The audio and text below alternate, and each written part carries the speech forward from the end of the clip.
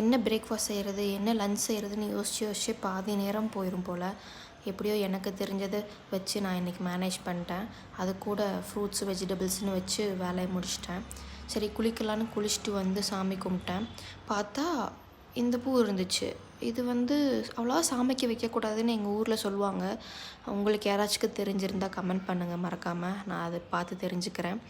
அப்புறம் கொஞ்சம் க்ளீன் பண்ணுற ஒர்க்லாம் இருந்துச்சு. பெட்டெல்லாம் க்ளீன் பண்ணிவிட்டு பாப்பாட்ட ஃபோன் பேசிவிட்டு அப்புறம் தான் யோசனை வந்துச்சு, மாவுக்கு ஆட்டுறக்கு ஊற வச்சுருந்தோமே என்னாச்சுன்னு.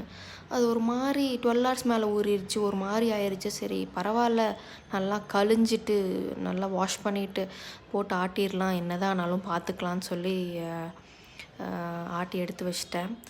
அப்புறம் எங்கள் வீட்டுக்கு புது வரவு ஒன்று வந்திருக்கு.